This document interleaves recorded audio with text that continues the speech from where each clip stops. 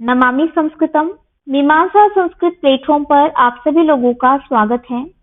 दोस्तों, प्रश्न हल की ये जो सीरीज है, इस सीरीज के अंतर्गत आज हम एक अनसिन पैसेज को सॉल्व करेंगे जो कि मूलतः 2020 के प्रश्न पत्र से संबंधित है, अर्थात 2020 के प्रश्न पत्र में यूपीएससी द्वारा पूछा गया है।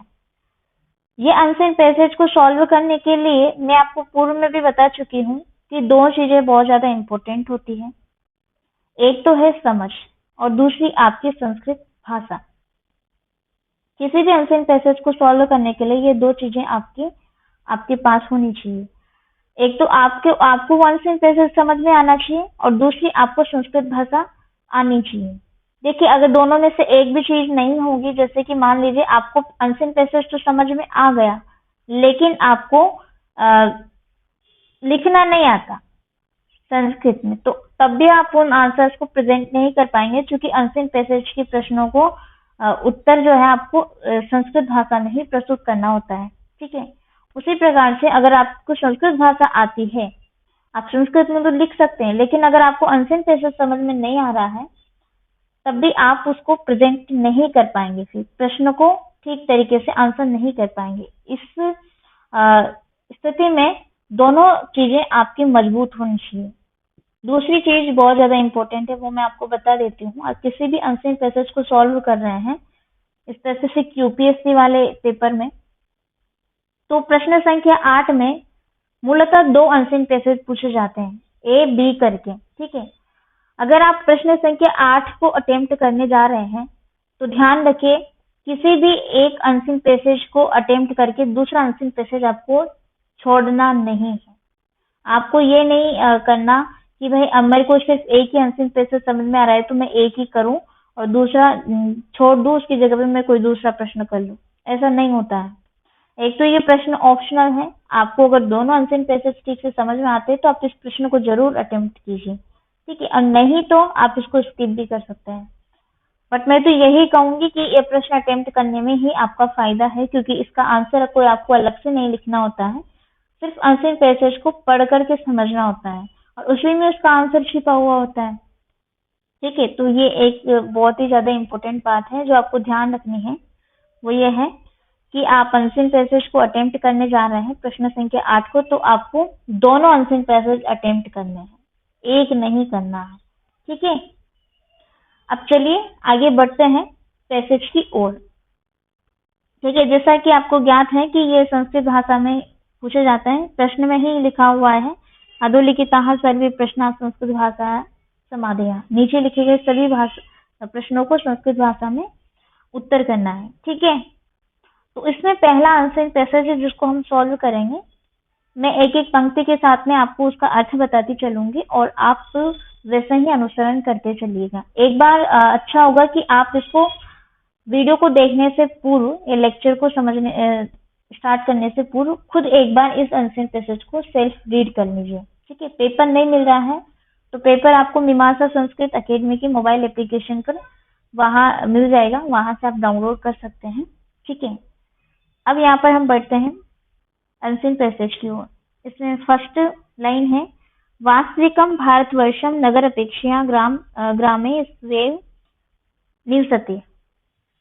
अर्थात वास्तविक जो भारत है वो नगर की अपेक्षा, नगर का मतलब है शहर, तो शहरों की अपेक्षा या शहर की अपेक्षा ग्रामे गांव में निवसति निवास करता है या गांव में बसता है। ठीक है, तो वास्तविक भारत नगर की अपेक्षा गांव में निवास करता है। स्वतंत्रत्य आवश्यकता अपि तेभ्य एव एवा स्थिति विज्ञाय ग्रामीणानाम आवश्यकतां मनोभाव प्रवृत्तिञ्च ज्ञातुं महात्मा गांधीरपि निवास वेश भोजन आदि ग्रामीणः एव संवृतः। देखिए, यहाँ पर भारत की बात की जा रही, तो भारत में आपको भी पता है कि अधिकतर जनसंख्या जो है भी गांवों में निवास करती है, गांव में। इसके बाद कहा जा रहा है कि देखिए, यह जान करके, विज्ञाय का मतलब है जान करके, लिप प्रत्यय से जान करके। ठीक है, ये ऐसा समझ करके, ऐसा महसूस करते हुए कि वे ही थे जिन्हें स्वतंत्रता आवश्यकता अपनी, स्वतंत्रता की भी आवश्यकता थी। वे ही थे जिन्हें स्वतंत्रता की भी आवश्यकता थी। कौन? वो ग्रामीण जो भी है, ठीक है। तो वे ही थे जिनको स्वतंत्रता की भी आवश्यकता थी। आगे कहते हैं ग्रामीणानाम् आवश्यकतां मनोभावं च प्रवृत्तिञ्च ज्ञातुं महात्मा गांधीरपि। और महात्मा गांधी जी ने भी ग्रामीणानाम् आवश्यकतां, ग्रामीणों की आवश्यकता को, मनोभावान प्रवृत्तिञ्च, और उनके मनोभावों को, ज्ञातुम अर्थात जानने के लिए, या जानने के लिए, ज्ञातुम मतलब में तुम प्रत्यय है, ठीक है। तो जानने के लिए निवास वेश भोजन आदि ग्रामीण एवं समृद्धा। निवास अर्थात जो एक तरीके से आवास हो गया, ठीक है। वेश का मतलब है रूप, या ये कह सकता है पहनावा, पोशाक इत्यादि उन्होंने ग्रामीणों की टाइप कर लिया, गांव के लोगों की तरह कर लिया। निवास भी उन्होंने गांव में बना लिया, आवास, ठीक है। इसके अलावा भोजन आदि भी उन्होंने गांव की तरह कर लिया, ठीक है। तो महात्मा गांधी ने भी ग्रामीणों की आवश्यकता को समझने के लिए तथा उनको मनोभाव प्रवृत्ति, उनको एक तरीके से उस दृष्टिकोण को समझने के लिए, उनकी जरूरतों और दृष्टिकोण को समझने के लिए इस तरह का व्यवहार उन्होंने किया, इस तरह का उन्होंने रूप धारण कर लिया, ये कह सकते पहनावा कर लिया गाँव की तरह, वहां पर अपना निवास बना लिया और उसी प्रकार का भोजन वो करने लगे। कौन? महात्मा गांधी, ग्रामीणों की आवश्यकता को समझने के लिए उस दृष्टिकोण से, ठीक है। आगे है यंत्रालयानां प्रचारेण सम उत्पन्नानां कार्य अभाव कृत्रिमता दुराचार आर्थिक शोषण वर्ग संघर्षादीनां प्रसारणाय ग्रामोद्योगानां प्रसारम् इहम् अनेन ग्रामोद्योग संघो अपि संस्थापितः। देखिए यंत्रालयानां प्रचारेण, यंत्रों का मतलब है मशीनरी, जो युग है मशीनरी, तो मशीनरी के प्रचार से समुत्पन्नानां उत्पन्न होने वाली, बहुवचन में है, ठीक है, उत्पन्न होने वाली कार्य अभाव का मतलब होता है जहाँ पर कार्य का अभाव हो, तो उसको क्या कहते हैं? बेरोजगारी, ये कह सकते हैं। जहाँ पर कार्य नहीं है, ये कह सकते हैं काम नहीं है, तो एक तरीके से वो बेरोजगारी टाइप हो गया। तो यंत्रालयानां प्रचारेण समुत्पन्नानां अर्थात मशीनरी के प्रचार से उत्पन्न होने वाली बेरोजगारी, कृत्रिमता, दुराचार तथा आर्थिक शोषण और वर्ग संघर्ष होने लग गया अमीर और गरीब के बीच में, ये जो भी है कि मैं ऊंचा हूं और तू नीचा, इस प्रकार से, तो वर्ग संघर्ष, ठीक है। क्या क्या हो गए? बेरोजगारी, कृत्रिमता, दुराचार, आर्थिक शोषण, वर्ग संघर्ष आदि को समाप्त करने के लिए, आदि नाम प्रसारणाय, समाप्त करने के लिए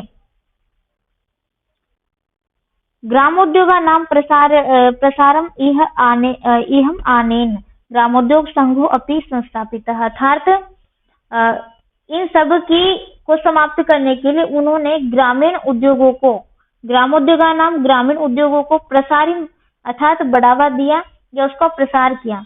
बढ़ावा देने का मतलब ही एक तरीके से प्रसार करना होता है। तो बढ़ावा देने के प्रयास में ग्रामोद्योग संघों पे ग्रामोद्योग संघ की भी संस्थापित स्थापना की। किन्होंने? महात्मा गांधी ने। तो पहले तो उन्होंने क्या किया? ग्रामीणों की आवश्यकता को समझने के लिए उन्होंने अपना निवास स्थान गांव में बना लिया तथा उस प्रकार की वेशभूषा धारण की, उन्होंने उसी टाइप का भोजन करना प्रारंभ कर लिया। इसके अलावा उन्होंने ये जो भी समस्याएं थी मशीनरी के आने के बाद, जो समस्याएं उत्पन्न हुई, जैसे कि बेरोजगारी हो गई, लोगों का रोजगार छिन गया था, कृत्रिमता, दुराचार, आर्थिक शोषण, वर्ग संघर्ष इत्यादि, इन सबकी समाप्ति के लिए उन्होंने ग्रामीण उद्योगों को बढ़ावा देने के प्रयास में, यानी कि गांव का जो उद्योग है उसको बढ़ावा देने के प्रयास में ग्रामोद्योग संघों की भी उन्होंने स्थापना की। ठीक है, यहाँ तक कंप्लीट हो गया है।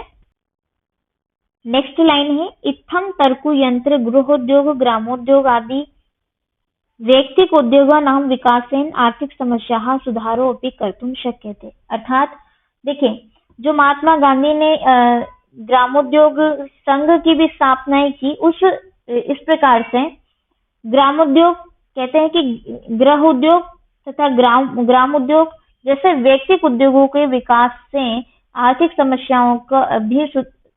समस्याओं को का सुधार भी कर्तुम शक्यते किया जा सकता है या हो सकता है। किस प्रकार से? जो उन्होंने ग्रामोद्योग संघ की स्थापना की, जिसमें उन्होंने बेरोजगारी, कृत्रिमता, दुराचार, आर्थिक शोषण, वर्ग संघर्ष इत्यादि को समाप्ति करने के लिए उन्होंने ग्रामोद्योग संघों की स्थापना की, जिसमें इसके तहत गृह उद्योग, ग्राम उद्योग इत्यादि निजी उद्योगों के विकास से आर्थिक समस्याओं को सुधारा जा सकता है। ठीक है, अगला है आंग्लानां वैभववृद्धिमूलं मुख्यतया वस्त्र वाणिज्यम् एव अस्ति। एतदर्थम् एव वैश्वस्य महान् भूभागः स्वायत्तीकृतः। अर्थात जो अंग्रेज थे, ठीक है, ब्रिटिश लोगों की समृद्धि की वृद्धि, वैभव का मतलब है समृद्धि और वृद्धि मूलम, तो उनकी समृद्धि की वृद्धि का मुख्य कारण या मुख्य रूप से वस्त्र वाणिज्यम एव अस्ति, वस्त्र वाणिज्य ही है। यानी कि अंग्रेज लोगों की समृद्धि का, उनकी वृद्धि का मूल जो मुख्य कारण है वो वस्त्र उद्योग ही है या वस्त्र व्यापार ही है, कपड़ा व्यापार है। ठीक है, ऐसा कह सकते हैं। आगे एतद अर्थम एवं ते विश्व से, ते यहाँ पर प्रयोग किया गया है उन ब्रिटिशों के लिए। ठीक है, ये ते तो ब्रिटिशों के लिए प्रयोग किया गया है। ते विश्व से महान भूभाग स्वायत्तीकृत, इसलिए एतद अर्थम इस कारण से ही उन्होंने विश्व के महान भूभाग को स्वायत्तीकृत यानी कि उस पर अधिकार कर लिया था। ठीक है, विश्व के महान भूभाग को उन्होंने अपने अधीन कर लिया था अंग्रेजों ने। आगे है एतत् एषां वाणिज्य विनाशाय महात्मा विदेशीय वस्तु बहिष्कारं खादी प्रचार च कुर्वान् अस्ते। पंक्ति का तात्पर्य है कि इसलिए उनके व्यापार को नष्ट करने के लिए वाणिज्य विनाशाय तेसाम अर्थात अंग्रेजों की, ठीक है, तो अंग्रेजों के वाणिज्य अर्थात उनके व्यापार को नष्ट करने के लिए, विनाशाई नष्ट करने के लिए लिप्त है। महात्मा गांधी ने विदेशी वस्तुओं का बहिष्कार किया, अर्थात जो बाहर से वस्तुएं आ रही थी भारत में उनका बहिष्कार किया, तथा खादी का प्रचार उन्होंने प्रारंभ किया। तो खादी का प्रचार क्यों किया? क्योंकि उनका जो मुख्य वैभव वृद्धि का कारण था वो था वस्त्र वाणिज्य अर्थात कपड़ा व्यापार। तो कपड़ा व्यापार के लिए उन्होंने विदेशी कपड़ों का बहिष्कार करते हुए खादी का प्रारंभ किया महात्मा गांधी ने। आपको पता भी होगा, हिस्ट्री में पढ़ा होगा। अयम धर्माद राजनीतिं पृथकं न मन्यते, ये जो है इस प्रकार से वे राजनीति को धर्म से अलग नहीं मानते हैं। ठीक है, आगे है गांधीवाद से अहिंसा सत्य च इति द्वैव आधारभूतो सिद्धांतो विद्यते। अर्थात गांधीवाद के दो मूल सिद्धांत है, कौन कौन से? एक तो है अहिंसा तथा दूसरा है सत्य। तो ये चीज ध्यान में रखिएगा, गांधीवाद के दो मूल सिद्धांत है अहिंसा और सत्य। नेक्स्ट पंक्ति है शांतिमय साधनैः संयोगेन सामंजस्येन च सर्वासां समस्यानां पूर्तिं चिकीर्षति। अर्थात देखिए, ये जो तरीका अपनाया महात्मा गांधी ने, विदेशी वस्तुओं का बहिष्कार और स्वदेशी वस्तुओं का प्रारंभ किया था, खादी का प्रारंभ किया। इस प्रकार से इन्होंने गांव की वस्तुओं को या गांव की चीजों को अधिक बढ़ावा दिया। ठीक है, ग्रामोद्योग हो गए, गृह उद्योग इत्यादि को। तो इस प्रकार से ये स्वतंत्रता समर्थक तर्क, अपनी स्वतंत्रता को बढ़ावा देना एक तरीके से। तो ये स्वतंत्रता समर्थक जो तर्क है सभी समस्याओं का, ठीक है, कहते हैं सर्वासाम समस्या नाम, सभी समस्याओं को शांतिमय साधने है, शांतिपूर्ण साधनों तथा सामंजस्य, सहयोग और सद्भाव के माध्यम से ही पूर्तिं चिकीर्षति, माध्यम से ही हल करना चाहता है। चिकीर्षति मतलब चाहता है। ठीक है, क्या करना चाहता है? ये जो भी तर्क है, स्वतंत्र समर्थक तर्क, सभी समस्याओं को शांतिपूर्ण साधनों, सहयोग और सद्भाव के माध्यम से इन समस्याओं को हल करना चाहता है। ठीक है, आगे है विश्वेषां स्वाधीनता समर्थको अयम वादः सत्ताधारिणां विनाशापेक्षया तान् संरक्षकत्वेन स्वीकरोति। देखिए,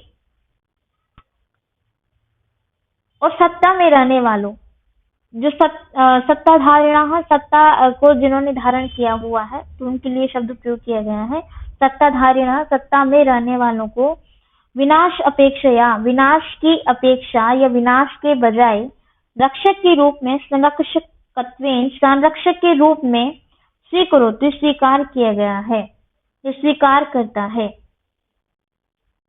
विश्वेषां स्वाधीनता समर्थको अयम, अर्थात विश्व के ये जो विश्व का स्वाधीनता समर्थक वाद है, यह जो बात है, ये इसका तात्पर्य है कि सत्ता में रहने वाले लोगों के विनाश के बजाय रक्षक के रूप में स्वीकार करती है। इस प्रकार से इस पंक्ति का तात्पर्य है। ठीक है, तो ये ओवरऑल जो है ना महात्मा गांधी से संबंधित है। उन्होंने जो भी चीजें प्रारंभ की, जैसे कि विदेशी वस्तुओं का बहिष्कार किया और स्वदेशी वस्तुओं को अपनाना प्रारंभ किया। दूसरा इनका सिद्धांत है, ठीक है, वो सिद्धांत, दो सिद्धांत इन्होंने दिए हैं, अहिंसा सत्य, तो उसके विषय में, अहिंसा और सत्य के विषय में इसमें बताया है डिटेल। अब इसमें जो प्रश्न पूछे गए हैं वो आपको हल करने हैं।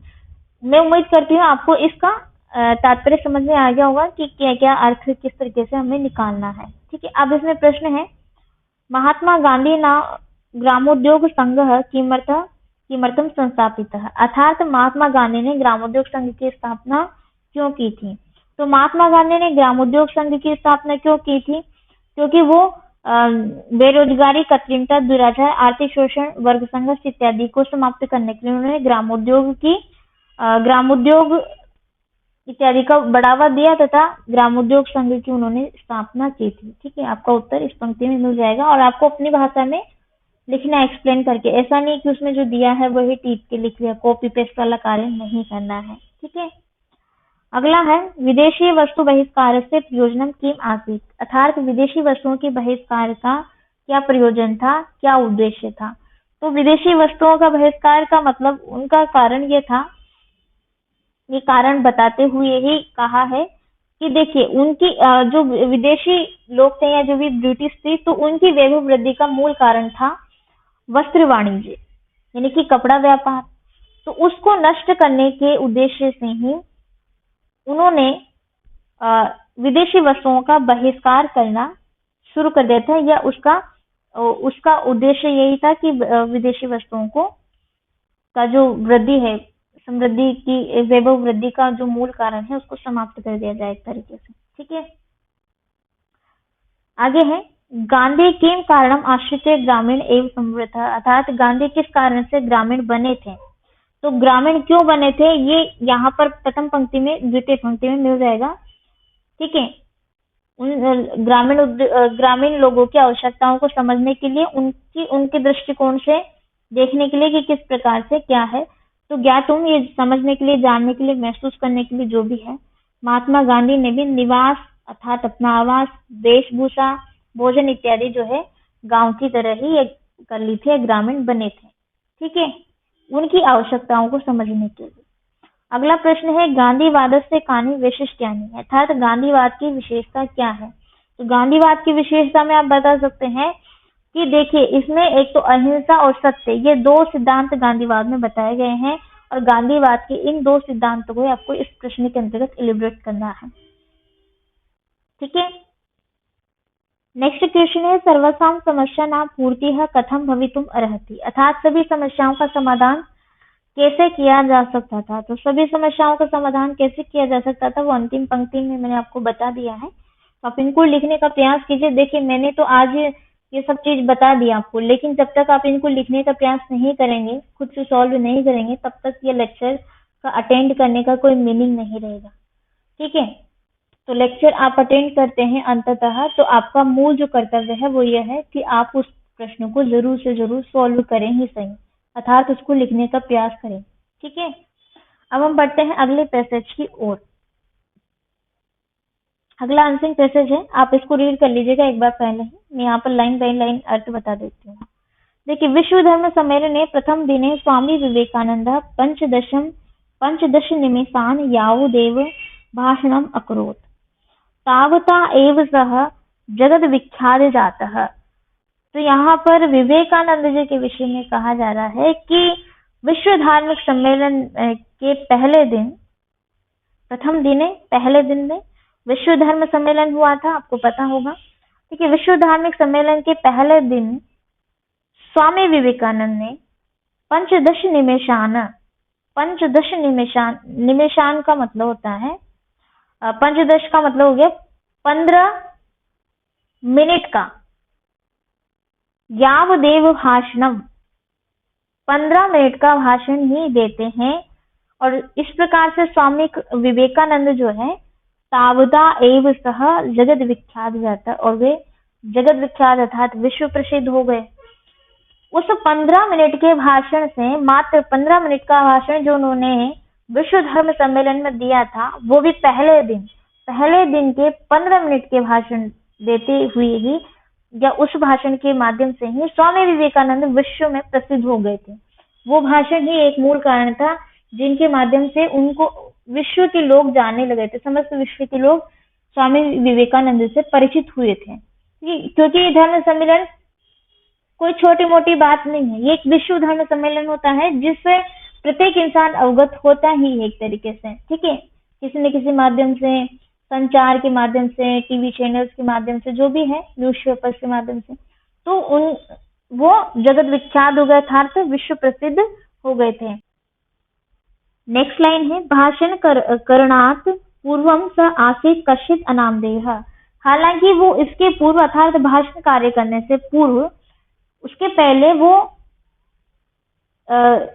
अनामधेय का मतलब है उनसे सभी अनजान थे, या उनसे कोई परिचित, कश्चित् अनामधेय, उनसे कोई परिचित नहीं था। नामधेय मतलब परिचित हो गया, और अनामधेय मतलब परिचित नहीं थे। ठीक है, इस भाषण के पूर्व उनसे इतने लोग परिचित नहीं थे। परम तस्य भाषणस्य अनन्तरं तु सर्वासु अपि वृत्तपत्रिकासु तस्य एव भावचित्रं विराजते स्म।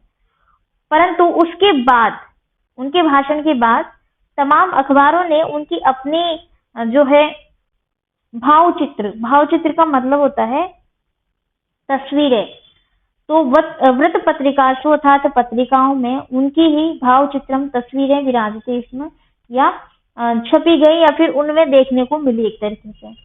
तो क्योंकि वो प्रख्यात हो गए एक तरीके से, यानी कि विश्व में सभी लोग उनको जानने लगे, तो उस भाषण के बाद में, भाषण से अनंतरम तो सर्वासु अपि, तो वे सभी जगह भी, या सभी भी वृत्त पत्रिकासु, सभी वृत्त पत्रिकाओं में या अखबारों में, तमाम अखबारों में उनकी जो तस्वीरें हैं छपने लगी, उनको जाने लगा। ठीक है, तस्वीरें छापी गई, ऐसा है। ठीक है, भूतकाल में जो इसमें लगा है, तो छापी गई। सर्वेषां मुखे अपि तस्य एव नाम, सभी के मुख पर जो है उन्हीं का नाम था। किनका? स्वामी विवेकानंद जी का। नेक्स्ट लाइन है, भाषणांतरम स्वामिनः करांशुकस्य। करांशुक का मतलब होता है दोस्तों रुमाल। ठीक है, रुमाल। तो भाषणांतरम स्वामिनः करांशुकस्य, भाषण के उपरांत स्वामी के अंचलस्य स्पर्शार्थं सहस्रशः महिलाः अहम एके अग्रे आगताः। तो भाषण के बाद में स्वामी के स्वामी जी का जो अंचल था, उसके मतलब शरीर पर रुमाल वगैरह डालते हैं। ठीक है, तो उस रुमाल को स्पर्श करने के लिए सहस्रशः महिलाएं अर्थात हजारों महिलाएं अग्रे आगता आ गई थी। तत्दृष्टा काचित् ज्येष्ठा महिला अवदत्, ये सब देख करके कोई ज्येष्ठ महिला अवदत् बोली, वत्स भवता अत्र यदि जयः प्राप्येत तर्हि निश्चयेन भवान् देवपुत्र एव इति।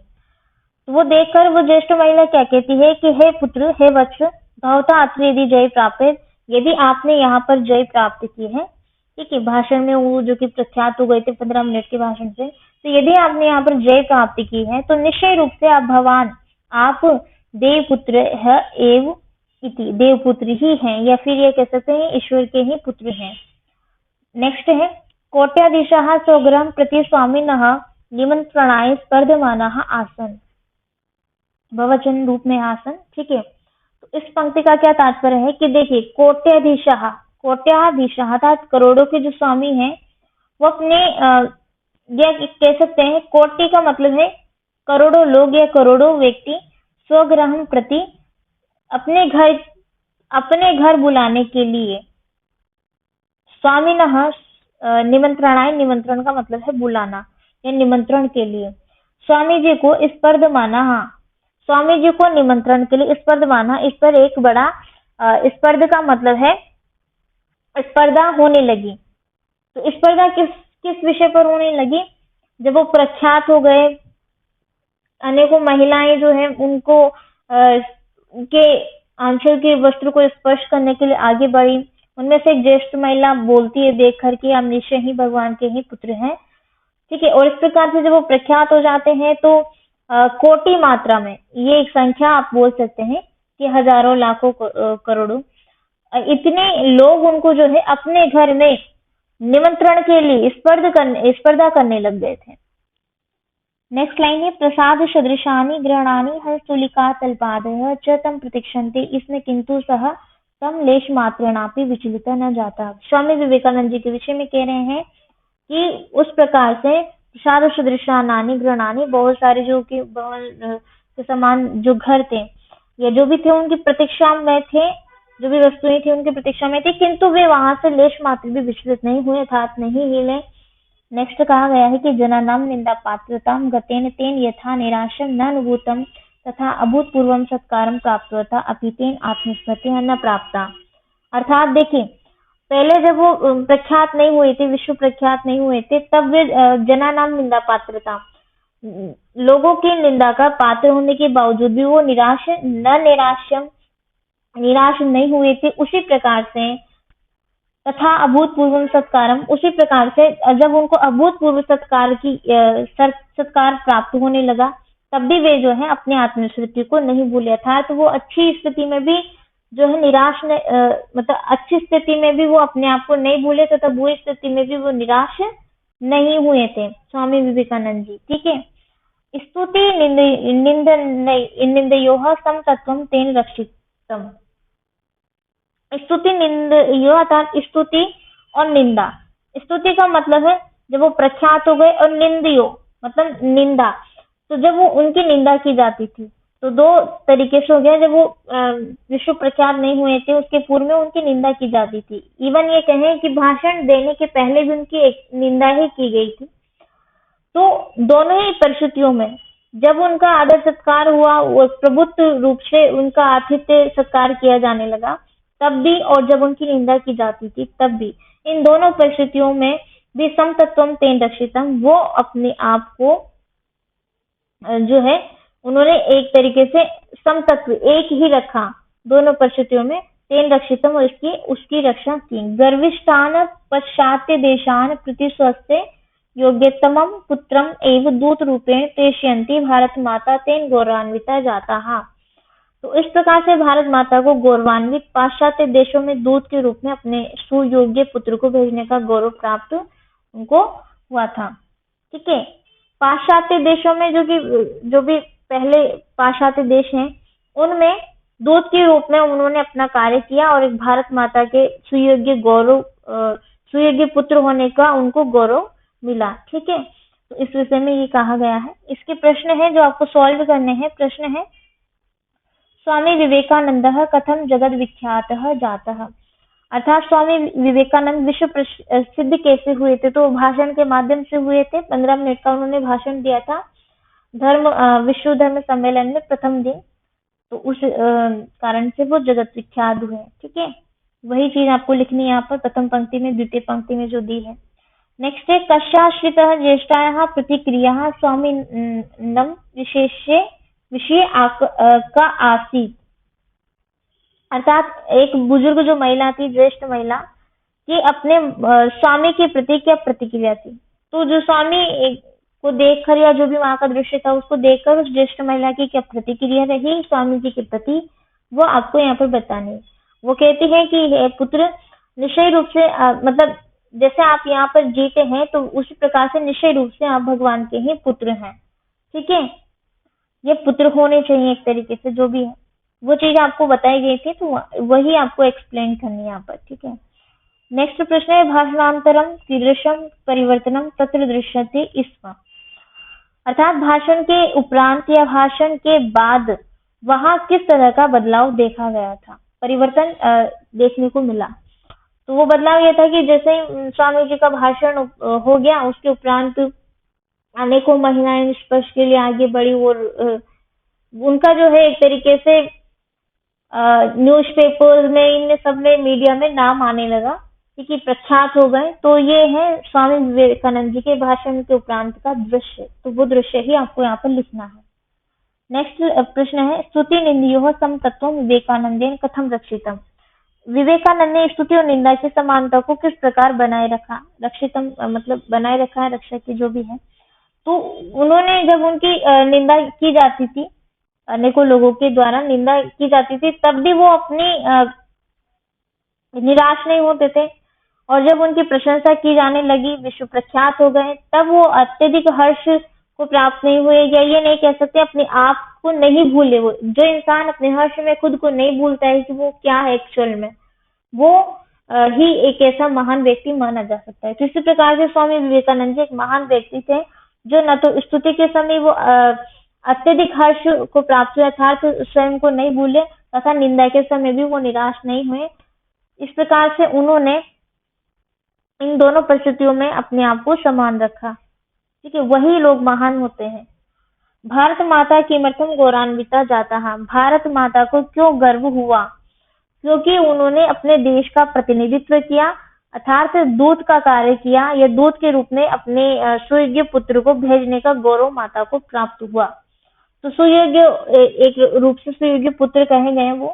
ठीक है, ये गौरव माता को प्राप्त हुआ कि उन्होंने एक ऐसे पुत्र को पाश्चात्य देश या विदेश देश में भेजा जहाँ पर धर्म सम्मेलन हो रहा था। ठीक है, तो ये प्रश्न है जो आपको सॉल्व करने हैं। मैं उम्मीद करती हूँ ये अनसिंग पैसेज आपको समझ में आया होगा। अब आप इनको है ना अच्छी तरीके से लिखने का प्रयास कीजिए समझ करके। पहले खुद से अंडरस्टैंड कीजिए, फिर इन प्रश्नों को सॉल्व कीजिए और संस्कृत भाषा में लिखने का प्रयास कीजिए। देखिए क्या है, मेरा कार्य तो हो गया, मैंने आपको बता दिया, लेकिन अगर आपने लिखना शुरू नहीं किया तो एट द एंड आप लिख ही नहीं पाएंगे। आप चाहे कितने ही लेक्चर सुन लीजिए, वो काम ही नहीं करेंगे। तो लिखना है साथ के साथ में, सिर्फ सुनना ही आपका उद्देश्य नहीं होना चाहिए। ठीक है, तो यहीं पर मैं अपनी वाणी को विराम देती हूँ। आप सभी लोगों का बहुत बहुत धन्यवाद कि आप अंततः हमारे साथ बने रहें। नमामि संस्कृतम।